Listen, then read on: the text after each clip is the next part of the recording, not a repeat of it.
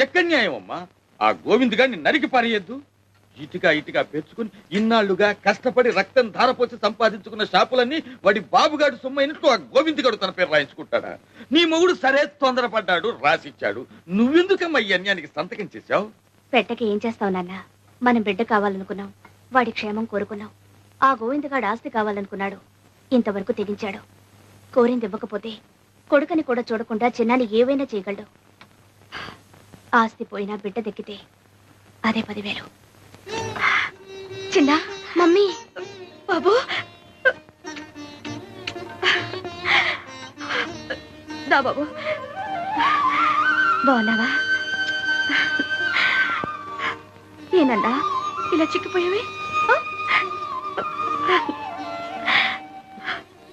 అల్లుడు అల్లుడు, జరిగిన ఘోరంలో నాకు కొంచెం భాగం ఉందయ్యా. ఆ గోవిందగాడు చిన్నాగాడిని ప్రేమగా చూస్తుంటే మారాడు అనుకుని వాళ్ళిద్దరిని దగ్గర చేశాను.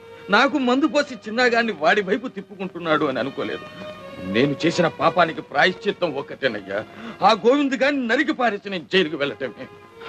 మామగారు, నేను ఆ గోవిందగాడిని చంపలేక చేతకాక వదిలేయటం లేదు. ఇంతకాలం నేనేం చేసినా చిన్న మంచి కోరే చేస్తున్నాను. అది ఆ పసి మనసు అర్థం చేసుకోలేకపోతుంది. మా మధ్య దూరం పెరిగిపోతుంది.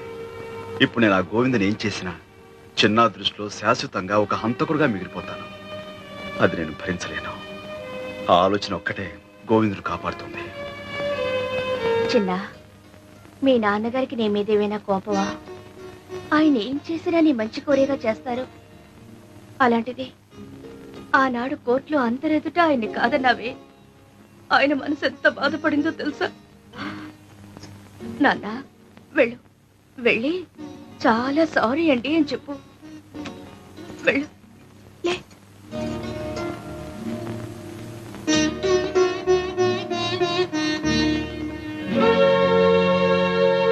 చిన్న,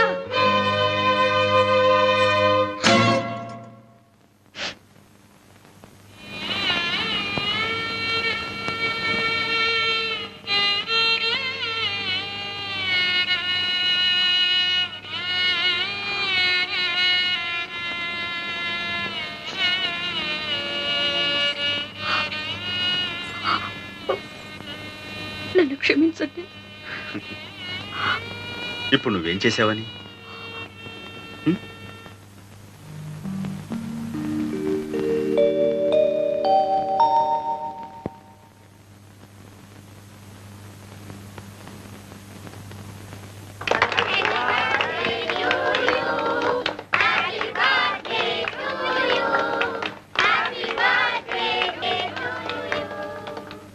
రండి, సినిమా చూస్తూ టిఫిన్ తిందురు కానీ.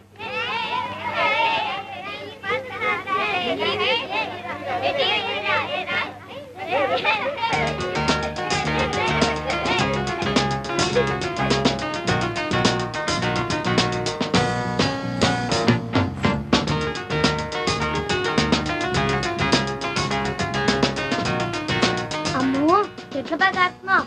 నిజమా నాటకమా? నిజం. మీ నాన్నగారికి తెలుసా? అమ్మో, మీ నాన్నగారికి తెలుస్తాను.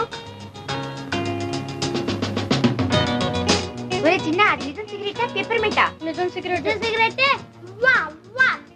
ఇక వీటితో సావాసం చేయకూడదు, మనం చెడిపోతాం. రండి. అవునరా, పదండి పదండి. నువ్వు తాగుడు కూడా నేర్చుకున్నావా? చిచి, రారా. పదండి వెళ్దాం. పదండి. ఇంకా ఏం ఘోరాలు చూడాలో ఏమో. చూస్తానంటే మా నాన్నగారు నన్ను చంపేస్తారు.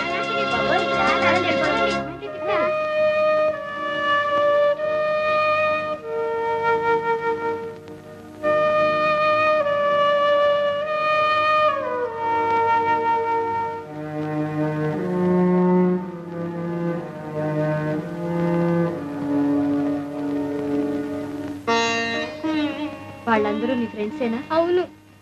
మరెందుకు అలా వెళ్ళిపోయారు?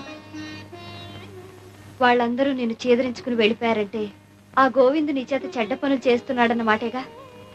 ఇప్పటికైనా అర్థమైందా నువ్వు ఎలాంటి నాన్నను కోరుకున్నావు, ఎలాంటి నాన్నను వద్దనుకున్నావు? చిన్న, సాంబయ్య నిన్ను తన గుండెల్లో పెట్టుకుని కాపాడుకుంటున్న దేవుడు. ఆ గోవిందు ఆస్తి తన చేతికి రాగానే నిన్ను బయటికి నెట్టేసిన దౌర్భాగ్యుడు. మనం చెడ్డ పనులు చేసినప్పుడు దండించి సరైన దారిలో పెట్టిన వాళ్లే మనకు అయిన వాళ్ళు ఆత్మీయుడు.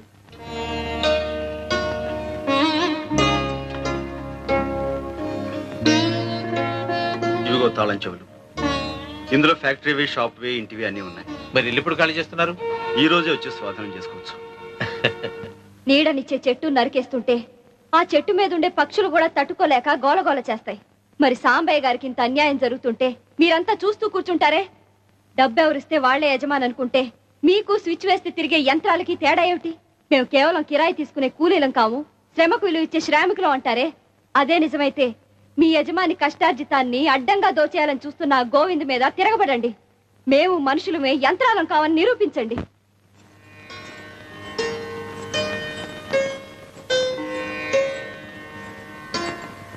అయ్యగారు అయ్యగారు, చిన్నబాబు గారు వంట రూమ్ తలుపేసుకున్నారు. ఎంత పిలిచినా తెరవని అంటున్నారు. లోపల నుంచి పొగ్గోడ వస్తుంది.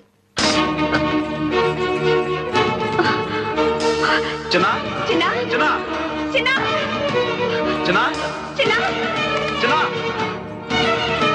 చిన్న చిన్న చిన్న కలిసిరా చిన్న చిన్న అరే చిన్న కలిసి బాబు చిన్న చిన్న చిన్న చిన్న చిన్న చిన్న చిన్న చిన్న ఏమండి? నువ్వు పక్కన ఉండు.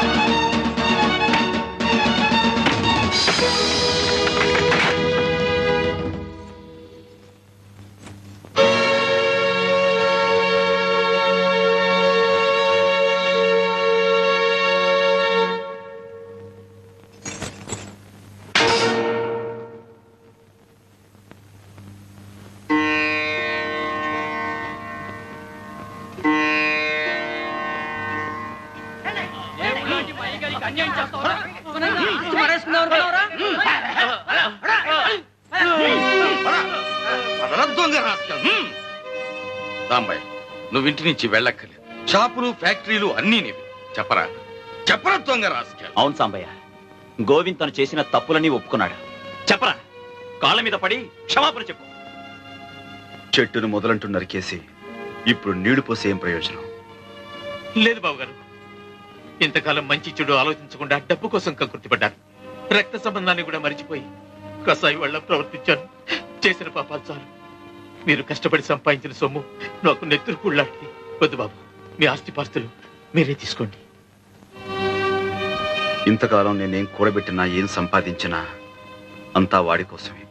పుచ్చుకోవడానికి, ఇచ్చుకోవడానికి వాడికే సర్వాధికారాలున్నాయి.